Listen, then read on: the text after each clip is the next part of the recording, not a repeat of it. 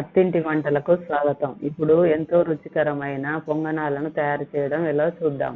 మనకు దోశల పిండి ఉంటుంది కానీ దోశల పిండి రుబ్బుకున్నది ఉంటుంది కదా, రోజు ఒకే రకం టిఫిన్ అంటే బోర్ కొడుతుంది.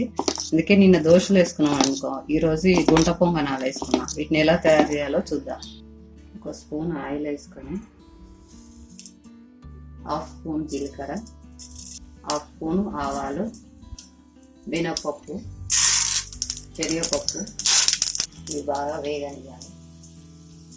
ఇప్పుడు కరివేపాకు, కొత్తిమీర,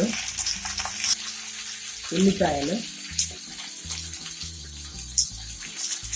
క్యారెట్ మీ దగ్గర ఉంటే వేసుకోండి, లేకుంటే లేదు. ఎక్కువ వేగవసరం లేదు, కొంచెం వేగితే సరిపోతుంది. ఇప్పుడు స్టవ్ ఆఫ్ చేసుకొని ఈ పోపును ఈ దోశల పిండిలో కలుపుకోవాలి. మీరు దోశల పిండిలో ఉప్పు కలుపుకోకపోతే ఇప్పుడు కొంచెం ఉప్పు కలుపుకోవాలి. పావు స్పూన్ అంతా ఉప్పు కలుపుకోవాలి. ఇది బాగా కలపాలి. గుంటలుగా ఉన్న గుంట పొంగనాల పీట స్టవ్ మీద పెట్టుకొని ఇలా బాగా వేడైన తర్వాత కొంచెం ఆయిల్ వేసుకోవాలి.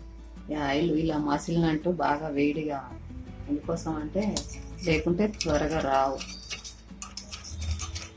ఫస్ట్ టైం కొంచెం ఎక్కువ వేయాలి, తర్వాత తక్కువ వేసినా ఏం కాదు.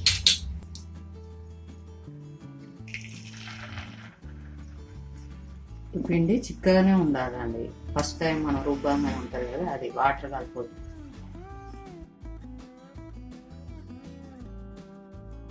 దీనిపైన ఏదైనా మూత పెట్టాలి.